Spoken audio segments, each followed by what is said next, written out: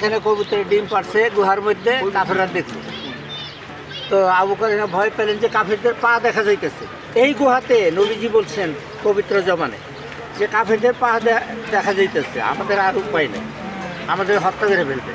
ওরা তো খোলা তরবারি নিয়ে আসছে আর 100 পুরস্কার ঘোষণা করছে, আমাদের উপায় নেই। আলহামদুলিল্লাহ, এটা হলো সেই জাবালে সুদ, যেখানে আল্লাহ রসুল সাল্লাল্লাহু আলাইহি সাল্লাম 3 দিন হিজরতের সময় অবস্থান করেছিলেন। শোনেন, ওই যে উঁচু উঁচু মাথা দেখা যায় না, এটা দক্ষিণ সাইড দেয়, এটা হলো দক্ষিণ সাইড। দক্ষিণ সাইড দেয় ওই যে এখানে যে সিঁড়ি টিড়ি বানাইতেছে আর জি কি। জি।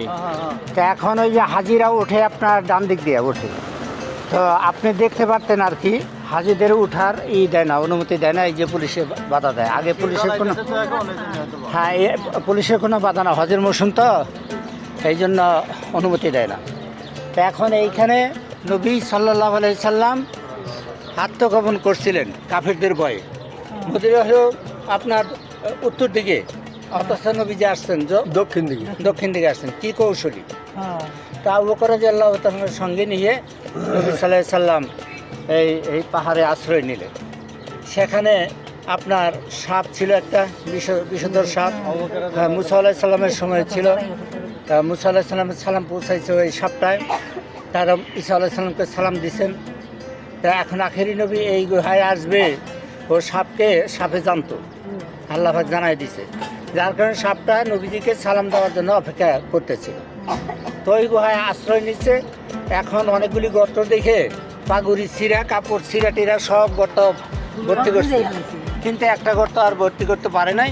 সেইটা আবু বকরের পা দিয়ে সেটা চিপি করে রাখছিল, লুকায় রাখছিল। তো তার এই সুযোগে সাপ দিছে কামড় দেওয়ার পরে তো আবু বকর রাদিয়াল্লাহু তাআলা বিশেষ জর্জরিত হয়ে গেছে।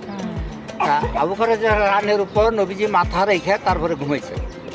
তো এখন আবু বকর রাদিয়াল্লাহু তাআলার চোখের পানি নবীজির পেশানিতে পড়ছে, হুজুরের উপরে পড়ছে। হুজুর চৈতন্য পাইছেন, দেখেন লাল টকটকা মানুষ কালা ছিয়া হয়ে গেছে বিষের কারণে। তারপরে নবীজি থুতু লাগাই দিলেন আর শেফা হয়ে গেল। তারপর 3 দিন পরে তারা মদিনার উদ্দেশ্যে রওনা দিলেন। এখানে কবুতরের ডিম পাড়ছে গুহার মধ্যে, কাফেররা দেখলো। তো আবু বকর ভয় পেলেন যে কাফেরদের পা দেখা যাইতেছে। এই গুহাতে নবীজি বলছেন পবিত্র জমানে যে কাফেরদের পা দেখা যাইতেছে, আমাদের আর উপায় নেই, আমাদের হত্যা করে ফেলবে। ওরা তো খোলা তরবারি নিয়ে আসছে আর 100 পুরস্কার ঘোষণা করছে, আমাদের উপায় নেই। তখন নবী সাল্লাল্লাহু আলাইহি সাল্লাম বললেন, লা তাহজান ইন্নাল্লাহা লা মা'ানা, তুমি ভয় করো না, আমাদের সঙ্গে আল্লাহ আছেন। সুবহানাল্লাহ। কাজেই এটা আল্লাহ পাক কোট করছেন আর কি, কোরআনের মধ্যে নিয়ে আসছেন আর কি, যে আল্লাহ রাসূল যে বলবেন এই কথা, এটা কোট করছেন। এই পর্বতের আরও ইতিহাস আছে। নবী সাল্লাল্লাহু আলাইহি সাল্লাম বললেন যে আবু বকর, যদি এইখানে যদি তার কাফেররা আমাদের ভিতরে ঢোকেই, যদি কবুতরের ডিম পাড়তে আছে, মাকড়সার জাল আছে, এইটা কাফেররা বিশ্বাসই করলো না। সুবহানাল্লাহ। ইবলিস বলতে আছে যে এইখানেই আছে, তোমরা বিশ্বাস করবার না করে এইখানেই আছে মুহাম্মদ সাল্লাল্লাহু আলাইহি ওয়াসাল্লাম।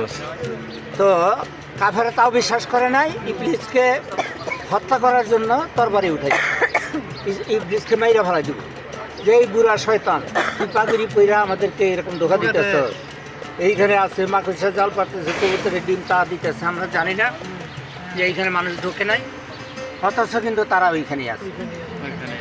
পরে নবী সাল্লাল্লাহু আলাইহি সাল্লাম আবু বকরকে অভয় দিলেন যে যদি ওরা আসেই তাহলে আল্লাহ পাক লোহিত সাগর পর্যন্ত আমাদের সুড়ঙ্গ বানায় দিয়েছেন এই পর্বতে থেকে।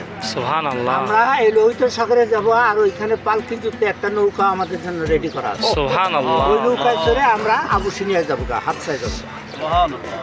তাহলে এই ইতিহাস আমি এই কিতাবের মধ্যে পড়ছি আর কি, এইরকম অবস্থা।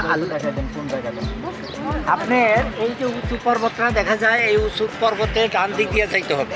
ডান দিক দিয়ে রাস্তাগুলো দেখা যায়, রাস্তাগুলো দিয়ে ওই যে রাস্তা দিয়ে না, এই সোজাই আগে উঠতো আর কি, ডান দিক দিয়ে রাস্তা, মানে ওই রাস্তা তো নাই, তো এই পাথরের এইগুলা আপনার চিবিটা গিয়া তারপরে আপনার উপরে উঠতে হয়, উপরে উঁচু জায়গাটা ছিল না, উঁচু জায়গায় উঠতে হয় না, তার নিচেই আর একটা গুহা আছে, ওই গুহার ভিতরে। হ্যাঁ, ওই ডান দিকে গুহা আছে দক্ষিণ পার্শ্বে, গুহাটা কি গুহাটা কি এখনো আছে? না এখনো দেখা যায় এই গুহা সুবহানাল্লাহ। এখনো আছে, ওইখানে যায় নামাজ বিছানো আছে, মানুষের নামাজ পড়ে। সুবহানাল্লাহ।